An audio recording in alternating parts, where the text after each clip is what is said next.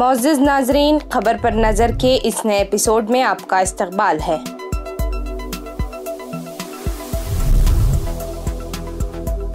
मोदी हुकूमत का कर्नाटक में इलेक्शन हारने के फौरन बाद आरबीआई से 2000 के नोटों पर रोक का ऐलान किया गया। कर्नाटक के मुफक्किर शिवसुंदर ने इस पे अपनी राय और जायजा पेश किया है। सनमार्गा के इंटरव्यू में बात करते हुए इन्होंने कहा, सर, ನಗದಿನ ಮೌಲ್ಯಕ್ಕೂ ಆರ್ಥಿಕತೆಗೂ ಒಂದು ನೇರವಾದ ಸಂಬಂಧ ಇದೆ. ಸಾಮಾನ್ಯವಾಗಿ ಜನಪ್ರಿಯವಾಗಿ ಜನರ ಆರ್ಥಿಕತೆಗೆ ಯಾವ ಬಗೆಯ ನೋಟು, ಯಾವ ಮೌಲ್ಯದ ನೋಟು ಹೆಚ್ಚು ಬಳಕೆ ಆಗುತ್ತೋ ಅದಕ್ಕೆ ಹೆಚ್ಚಿಗೆ ಡಿಮ್ಯಾಂಡ್ ಇರುತ್ತೆ. ಅದನ್ನು ಮಾರ್ಕೆಟ್ ಇಂಟೆಲಿಜೆನ್ಸ್ ಮಾಡಿ RBI ಅದನ್ನು ಆ ಪ್ರಮಾಣದಲ್ಲಿ ಪ್ರಿಂಟ್ ಮಾಡ್ತಾರೆ.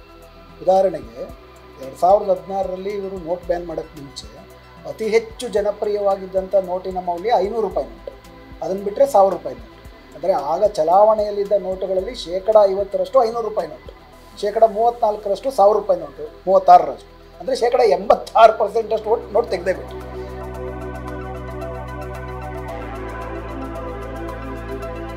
मोदी हुकूमत ने पहले स्विस बैंक से काला धन लाने की बात की थी, मगर अब मोदी हुकूमत के दौर में काला धन के खेल उरूज पर हैं। अब काले धन के लिए स्विस बैंक वाहिद सहारा नहीं है। ऐसे कई जजीरे हैं जहां ये नहीं पूछा जाता कि सरमाया कहां से लाया गया है। ऐसे जजीरों में जाली कंपनियां कायम की जाती हैं जिनको शेल कंपनी कहते हैं। टैक्स चोर इन जजीरों में हिंदुस्तान से कमाया हुआ पैसा ले जाते हैं, वहाँ किसी किस्म की तिजारत किए बगैर फायदा दिखाकर काले धन को सफेद कर लेते हैं।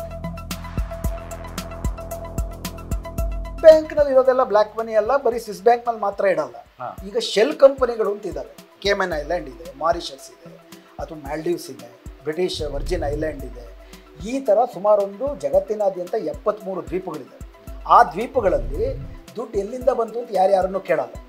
ಇವರಲ್ಲಿ ತಮ್ಮ ಕಂಪನಿ ಒಂದೇ ಇಟ್ಕೋತಾರೆ. ಆ ಕಂಪನಿ ಬೇರೆ ಬೇರೆ ಎಲ್ಲೋ ಇನ್ವೆಸ್ಟ್ಮೆಂಟ್ ಮಾಡಿ ಒಂದು ಲೀಗಲ್ ವ್ಯವಹಾರದ ಮೂಲಕ ಲಾಭ ಮಾಡಿದ್ವಿ ಅಂತ ತೋರಿಸ್ತಾರೆ. ಆದರೆ ಅವ್ರಿಗೆ ದುಡ್ಡು ಏನಾಗುತ್ತೆ, ಉದಾಹರಣೆಗೆ ಅದಾನಿ ಸುಪ್ರೀಂ ಕೋರ್ಟಲ್ಲಿ ಇವತ್ತು ತನಿಖೆ ನಡೀತಿರೋದು ಅದ್ರ ಬಗ್ಗೆ. ಕಳ್ಳದನ ಇವನು ಮಾಡಿಬಿಟ್ಟು ಅದನ್ನು ಫಾರಿನ್ಗೆ ಕಳಿಸ್ತಾರೆ. ಫಾರಿನ್ನಲ್ಲಿ ಇವಂದೇ ಕಂಪನಿ ಇರುತ್ತೆ. ಅವರು ಬೇರೆ ಬೇರೆ ರೂಪದಲ್ಲಿ ನಮಗೆ ಲಾಭ ಬಂತು ಅಂತೇಳಿ ಅವರು ಮತ್ತೆ ಅದಾನಿನಲ್ಲಿ ಇನ್ವೆಸ್ಟ್ ಮಾಡ್ತಾರೆ. काला धन रखने वाले कभी अपने पास नोट नहीं जमाते। वो इन पैसों से सोना, जमीन, जायदाद और बाहर मुल्कों में कंपनी और वहाँ से फायदा बताकर पैसा लाते हैं। इन सब मुतबादिल तरीक़ों की वजह से काला धन रखने वालों को नोटबंदी से कोई असर नहीं पड़ता।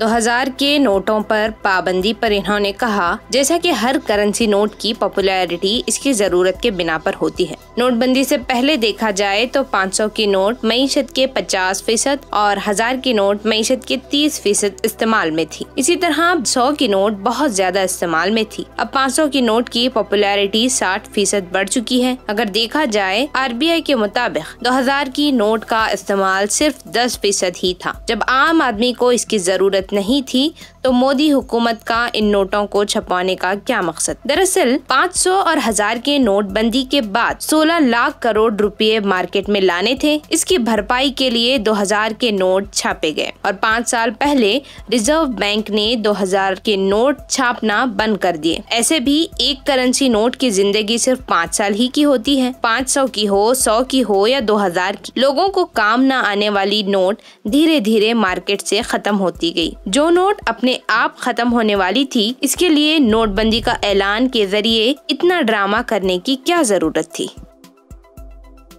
2000 की नोट हिंदुस्तान में सिर्फ 10% है। इस पर पाबंदी लगाने से इंडिया की मार्केट में कुछ हलचल नहीं होगी। 2000 की नोट पर पाबंदी का काला धन कम करने की हिकमत अमली बिल्कुल झूठी है। ये आम मुहिब्बे वतन हिंदुस्तानियों की हमदर्दी हासिल करने के लिए कही जा रही है। नवंबर 2016 में 500 और 1000 के नोटों पर पाबंदी लगाने से काला धन कम नहीं हुआ।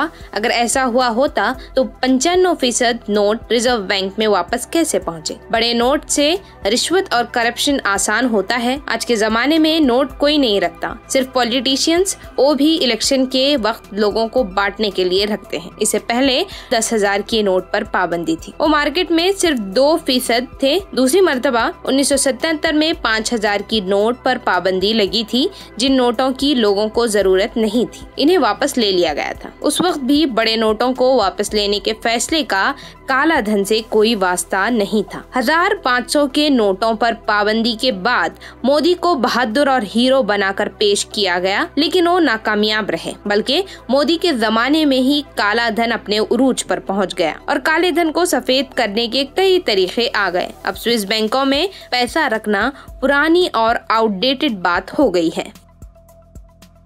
अब अडानी ही इस बात का खुला सबूत है। दुनिया में मॉरिशस जैसे 73 जजीरे जहां कोई भी कहीं से भी सरमाया ला और ले जा सकता है, वहां अडानी जैसे लोग शेल कंपनीज में पैसा डालकर फायदा दिखाकर वापस लाते हैं। बहुत से लोग अपनी कमाई के पैसे में इनकम टैक्स देना नहीं चाहते। ऐसे लोग 2 तरीके से टैक्स बचाते हैं। एक, कंपनी का खर्चा ज्यादा दिखाते हैं, जैसे कि अडानी ऑस्ट्रेलिया से कोयला 1,000 रुपए टन खरीद कर हिंदुस्तान में इसकी कीमत 2,000 रुपए बताता है। इसको अंडर इनवाइसिंग कहते हैं और ये कभी जरूरत पड़ने पर ओवर इनवाइसिंग करके भी टैक्स चुराते हैं। एक नए तरीके का करप्शन है। अब तक के लिए सिर्फ इतना ही। आगे इसी ऐसे मुद्दे पर आपके रूबरू होंगे। तब तक के लिए अल्लाह हाफिज।